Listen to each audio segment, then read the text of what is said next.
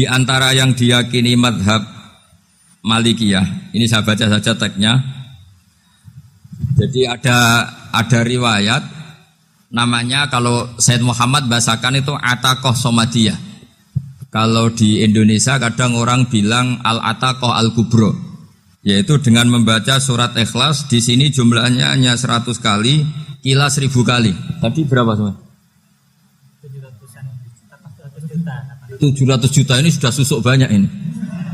Di sini hanya 40, riwayat lagi 100, 1000. Terus sampai tadi berapa? 800 juta. Wah, ini sudah susuk ini. Itu anak cucu sampean pasti masuk surga itu kalau gitu. Ini saya baca, ini kitabnya Said Muhammad ini. Suratul Ikhlasi wal Itqu minan nar. Akhrajat Tabrani fil Kabir an Fairuz ad-Dailami wa wa Ibnu Uftin Najasi.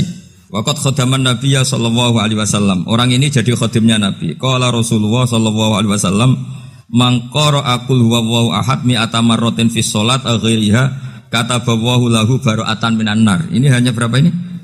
Mi'ata marrah.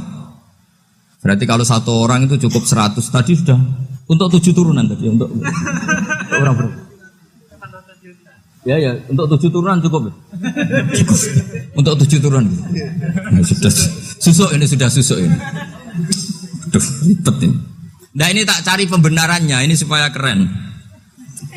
Ini di halaman 188 Abwabul Farad. Warwa Ibrahim bin Muhammad Al-Khiyari fi fawaitihi an Hudzaifah marfu'an. Man qara'a qul huwallahu ahad alfa marratin faqad ishtara nafsahu minallah. Berarti 100, ada riwayat lagi 1000. Nanti tak carikan lagi yang berapa? 1 miliar mungkin. Jangan banyak-banyak. Nah, ini saya baca ya. Wa hadzal adatu huwa al-ma'rufu bi ataqatis somadiyah. Wa qad nassa jama'atun mutaakhiril malikiyah ala istihbabi ataqatis somadiyah. Wa haddu ala qiraatiha wa istimaliha. Minhum Asy-Syaikh Abdus Salam Al-Asmar sak teruse ini. Jadi kullu haula'i istahabbu ataqatas somadiyah ma'atirafi ba'dihim kal misnawi bisyidati fi hadisiha. I'timadan ala anna hadza minal fadha'il allati yutasahalu fiha. Faman sa'a yasta'milaha raja'a husula ma fiha fala ba'sa bidzalik. Ala syarti alla ya'taqida thubuta dzalika anin nabi sallallahu alaihi wasallam hatta la yaqa fil kitsbi alaihi. Jadi intinya itu silahkan Anda bikin jumlah sesuai versi Anda. Yang penting Anda jangan kampanye kalau itu perintah Kanjeng Nabi Muhammad sallallahu alaihi wasallam. Karena kalau kamu atasnamakan Nabi kemudian jumlahnya sampai 800 berapa? 800 juta, berarti Nabi mengajarkan masyaqqah pada umatnya. Jadi cukup yang riwayat itu di sini hanya 100 sama 1000. Jadi kalau jumlah tadi untuk 7 apa? Turunan. Jadi kamu harus ditutup dengan doa, ya Allah, semua itu bukan untuk saya tapi untuk 7 turunan. Tolong catat ya Allah. Karena itu. Jadi artinya gini loh ya, orang Indonesia yang sering mempraktekkan ataqah somadiyah itu bukan tanpa dalil. Ternyata dalam mazhab Maliki, saya masih ingat ketika mbah saya kandung, bapaknya bapak, asmane Mbah Nur Syam, itu wasiatnya minta dibacakan 4.000. Yang baca pas itu ya bapak sama anak-anaknya. Dan kemudian alhamdulillah zaman akhir itu mulai agak ngawur. Kalau ada acara itu wong liya kon maca anake mlebu metu gak melok maca. Itu keliru, saya jamin itu keliru. Saya sering kalau mimpin di rumah, kalau yasinan di tonggo-tonggo kok anaknya gak maca, saya keluar. Bapakmu wong liya kon maca kata saya gitu. Jadi itu menurut saya itu yang jelas, saya sampai ngisi begini. Yang ada riwayatnya itu idza mata ibnu adam min qata amaluhu illa min salasin shadaqatin jariyah au ilmin yuntafa'u bi aw waladin sholihin yatullah.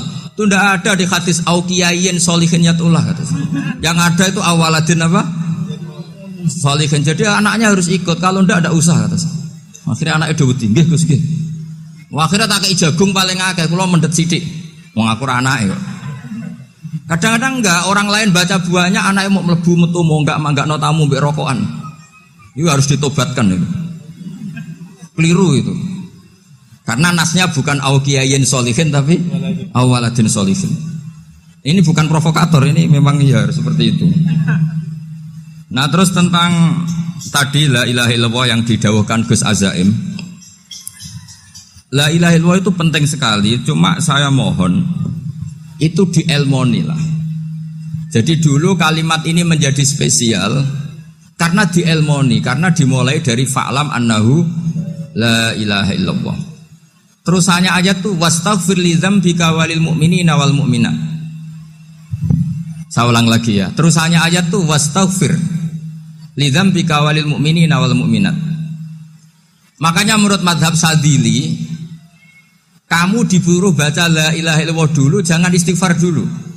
Saya ulang lagi ya. Dalam mazhab Sadiliyah itu la ilaha illallah dulu, enggak boleh istighfar dulu. Alasannya masuk akal.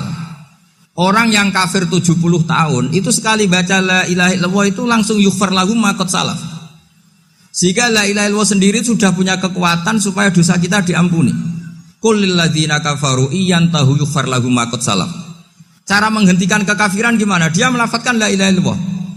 Ini kalimat yang begitu saktinya sampai orang yang kafir puluhan tahun itu dosanya semuanya terhapus hanya karena melafadzkan la ilaha illallah.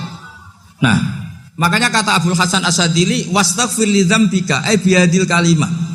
Seseorang sah diistighfar itu kalau melafadzkan la ilaha illallah. Misalnya ada orang kafir mati kafir, sah enggak anak cucunya mengistighfari dia?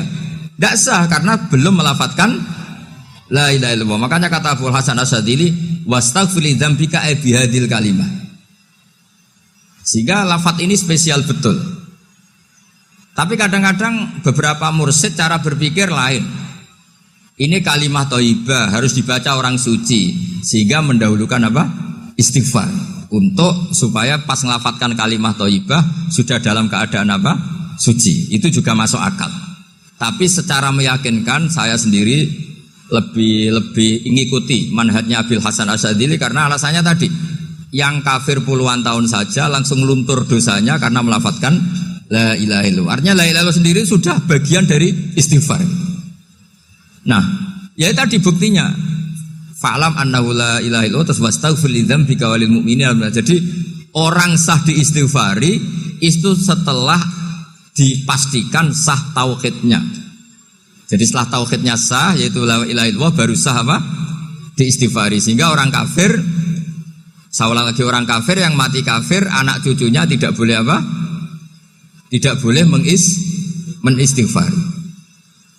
Terus saran saya kedua, la ilaha illallah itu filosofinya itu nafyun li uluhiyati ghairillah wa isbatun li uluhiyatillah wahdah. Filosofi la ilaha illallah itu gimana? Menafikan semua selain Allah itu tidak Tuhan dan hanya menuhankan Allah semata. Nah itu caranya gimana? Caranya kita harus terbiasa ini karena tadi saya dibilangin panitia ini rata-rata mustameknya atau mustamiatnya ini santri. Caranya gimana? Dilatih pakai logika. Saya berkali-kali cerita kalau ngaji, saya sekaligus kampanye. Allah itu Tuhan yang begitu fair. Untuk menjadi Tuhan Allah mempersilahkan, ada kualifikasi Tuhan. Jadi boleh dikompetisikan itu boleh kata Allah. Gak apa-apa kamu ngaku Tuhan gitu kata Allah. Tapi nak ngaku pangeran itu paling gak ya direputasi lah. Ada verifikasinya lah. Dimulai dari apa? Ya kalau jadi Tuhan itu setidaknya bikin langit bumi lah. Aturannya gitu. Jadi kalau daftar bupati ya daftarlah ke KPU. Masa tahu-tahu jadi apa? Tuhan kemudian tidak punya prestasi bikin langit bumi. Sehingga Allah itu cara ngendikan itu ya fair. Qul ara'aitum ma tad'una min dunillah aruni madza khalaqu minal ardi am lahum syirkun fis samawati. Coba yang kamu tuhankan selain saya, prestasinya apa kan? Ketika saya bikin bumi itu apa ikut bikin? Terus am lahum syirkun fis samawati. Kalau bikin langit, kalau enggak bisa ya urun lah gitu. Urun semen apa urun bego, pokoknya urun lah gitu. Urun ora, gawe bumi ora, ngerti-ngerti ngaku dadi pangeran. Kul hatu burhanakum. Jadi ya kan ya lucu kan, misalnya syarat kiai di Salafiyah kan keluarga Kiai As'ad, cucunya ngaji ngalim. Orang keluarga Kiai As'ad terus aku kiai utama di Salafiyah. Oh mesti dipenjara ya. Lah yo gak gawe langit bumi, gak ada prestasi terus ngaku sebagai apa? Tuhan. Sehingga fair. Makanya saya berkali-kali cerita. Jubair bin Mut'im itu punya anak namanya Muhammad. Ini sudah orang alim, Muhammad bin Jubair bin Mut'im. Itu cerita awala islami abihi. Mut'im itu orang pinter sekali. Saking pinternya dia jadi delegasinya orang Quraisy datang ke Rasulullah sebagai negosiator untuk membebaskan Asra Badrin, tawanan perang apa? Badar. Yang namanya disuruh itu pasti orang pinter. Tapi apa yang terjadi? Nginep di masjid karena zaman itu gak ada hotel, nanti jadi geger. Orang musyrik nginep di masjid hukumnya gimana? Bahsul masail tok. Zaman itu mau tidak mau. Kalau sekarang kan ada hotel, kiai juga punya wisma. Apa yang terjadi? Orang ini cerdas sekali. Dan delalah Nabi pas sholat maghrib itu baca wattur wa kitabi mastur sampai am khalaqus samawati wal ard. Ya kalau kamu jadi Tuhan ya setidaknya menciptakan langit bumi lah. Namanya jadi Tuhan ya ada persyaratan ya. Paling enggak punya reputasi menciptakan langit bumi. Atau kalau jadi Tuhan setidaknya reputasinya itu enggak diciptakan yang lain. Am khuliqu min ghairi syai'in. Ini jadi Tuhan kok punya bapak, punya ibu. Ini jadi Tuhan kok lahirnya di bumi. Ada tanggal lahirnya, ada tahun. Masa jadi Tuhan kok dulu buminya. Pokoknya walhasil tuh. Akhirnya Nabi ketika salam sholat maghrib, dia datang, ya Rasulullah, akalku habis oleh ayat yang barusan kau baca. Sudah saya Islam saja. Argumentasi selain Allah Tuhan itu batal. Itu, nah saya mohon santri-santri salafiyah itu baca Quran sampai seperti itu. Jadi jangan hanya khataman banyak-banyakan maksudnya. Ini bukan nyindir ini, ngamuk ini. Jadi ya khatamannya tadilah 1000 atau berapa lah, jangan banyak-banyak. Juga kasihan malaikat yang nyatet kan. Wong baru subhanallah alhamdulillah aja di teks hadisnya abad al malaikah gak ditete. Itu baru subhanallah alhamdulillah itu sudah mencapaikan malaikat. Makanya saya wiridan tuh arang-arang kasihan malaikat karena nanti jadi itu ya ada madhabnya itu. Jadi kalau Gus Azaim sholat lama tak saingi sholat cepet itu sama-sama ada madhabnya. Yang cepet kayak saya tadi, setan pas tata-tata mau goda pas rukuk saya sudah itidal, mau goda itidal saya sudah sujud, pusing dia. Tapi jangan tiru, ini madhab yang agak-agak khusus lah, sudah cara orang Madura agak khilaf khusus. Khilaf ya, khilaf ini agak khilaf ini sudah. Tapi saya ingin lah, sampean kalau ngaji Quran itu dilatih berlogika. Jadi Allah itu fair. Gak apa-apa kalian ngaku Tuhan tuh gak apa-apa, tapi tunjukkan prestasi kamu apa. Aruni madza khalaqu minal ardi am lahum syirkun fis samawati. Am khalaqus samawati wal ard. Diulang lagi, am khuliqu min ghairi syai'in. Setidaknya kalau jadi Tuhan itu ya gak butuh yang lain lah. Masa jadi Tuhan kok wujudnya saja butuh orang lain, butuh bumi, eksistensinya butuh makan, butuh minum. Makanya Allah cara meniadakan uluhiyah selainnya itu Allah itu redaksinya itu mengena sekali. Yaitu tadi dengan cara-cara seperti itu. Sebagian ayat disebutkan ma asyattuhum khalqas samawati wal ardi wala khalqa anfusihim. Wong Tuhan kok gak punya reputasi bikin langit, bikin bumi, bahkan untuk menciptakan dirinya aja gak bisa. Ya sudahlah, kamu gak usah ngaku Tuhan, gak level kata-kata gitu. Akhirnya terus ditemukan Tuhan yang sejati, yaitu wal awwalu wal akhiru wal zahiru wal batin. Nah, itu yang Mut'im ini tadi termasuk orang yang sangat cerdas sekali. Padahal itu bacanya bukan pas basul masail, enggak. Nabi pas sholat maghrib. Juga bukan pas ceramah, enggak. Tapi itu didengarkan. Makanya termasuk ini spesial untuk hormat saya kepada Ki As'ad. Makanya saya ini kalau mentasjik santri-santri, ini agak sensitif, tapi sudah saya tidak perlu takut fitnah. Saya termasuk kenapa saya ingin jadi ahli tafsir, tentu yang membentuk itu Mbah Maimun dan bapak saya. Bapak saya itu hafal Quran kayak hafal Fatihah, saking senengnya Quran itu. Mungkin bisa kamu saingi itu. Itu adalah orang kafir itu bisa paham Quran. Itu sangat menyinggung saya. Orang kafir itu bisa paham Quran. Ketika Umar Islam itu karena mendengar apa coba? Mendengar apa? Quran. Dan itu masih kafir apa sudah Islam? Masih kafir karena kalimat-kalimat yang di Quran itu begitu jelas wal kitabil mubin sehingga didengarkan orang kafir pun tuh ngefek. Makanya ketika Umar datang ke saudari putrinya kemudian dengar Toha ma anzalna alaikal Quran apa? Litasqa itu dia terus iman. Begitu juga Mut'im. Itu ketika dengar Nabi baca surat At-Tur ya langsung iman.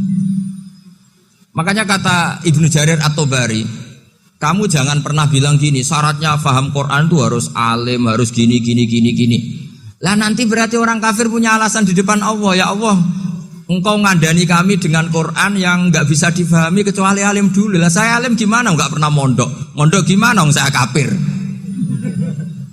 Jadi artinya gini, kata Ibnu Jarir At-Tabari, Allah tidak mungkin mengatakan gini, ifhamil Quran bima la fahmalaka. Quran itu harus kamu fahami. Sementara orang kafir karena lafadznya Quran khusus nggak bisa memahami. Makanya Quran itu dibaca. Itu banyak orang kafir yang menjadi muslim karena mendengar apa? Al-Quran. Padahal kafir. Nah termasuk tadi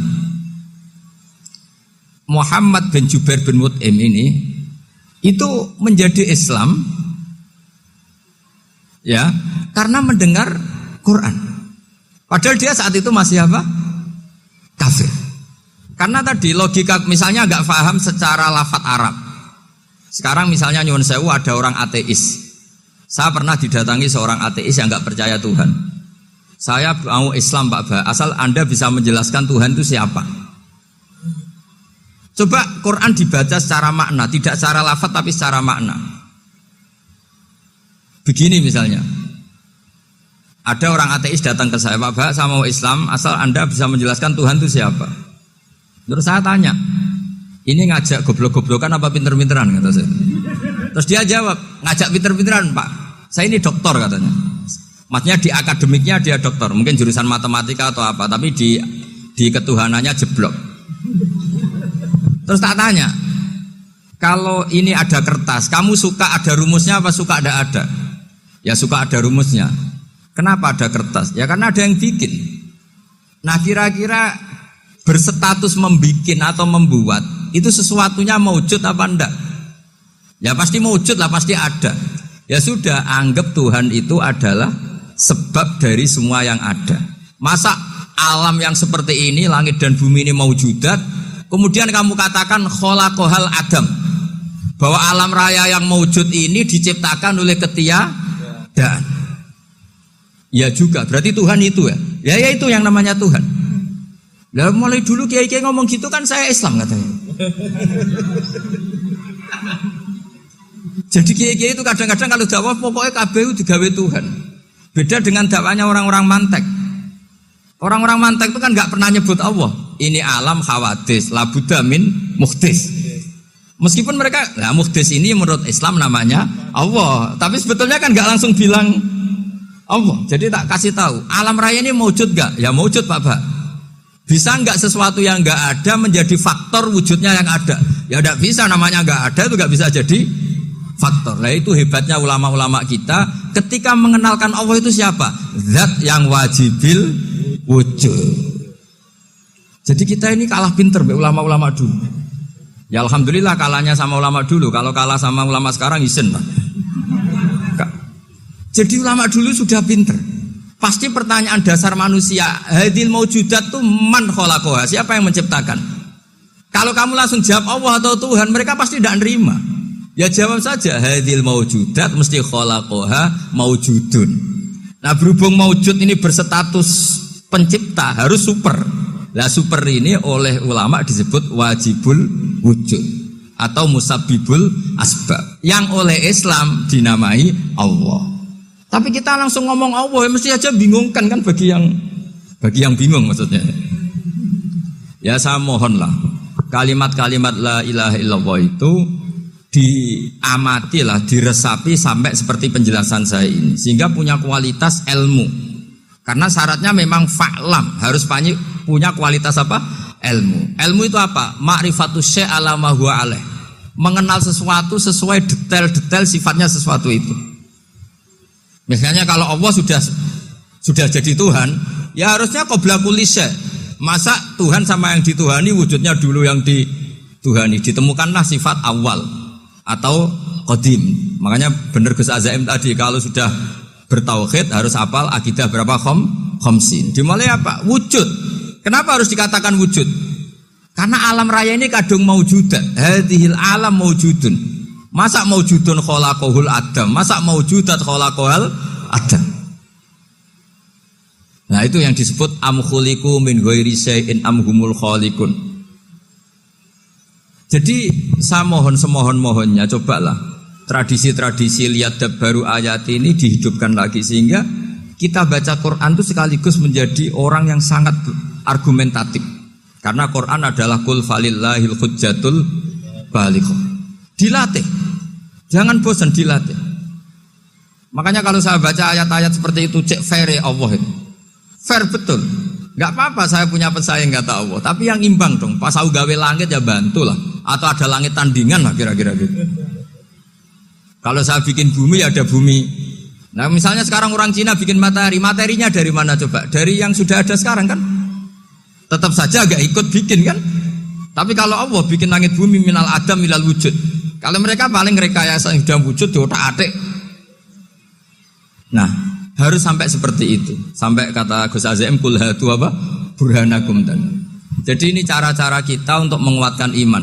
Aruni madza khalaqu minal ardi am lahum syirkun fis samawati. Terus kata Allah, itu nih bi kitabim min qabli hadza au atharatim min ilmin. Kalau kamu enggak setuju teori ini kata Allah, cari kitab suci versi Anda. Aturan jadi Tuhan itu apa coba? Ya tetap saja semua kitab suci akan mengatakan di mana-mana Tuhan itu pencipta langit dan bumi. Jangan yang lahir di bumi jadi Tuhan. Jangan Lata Uzza jadi Tuhan. Jangan karena sakti jadi Tuhan.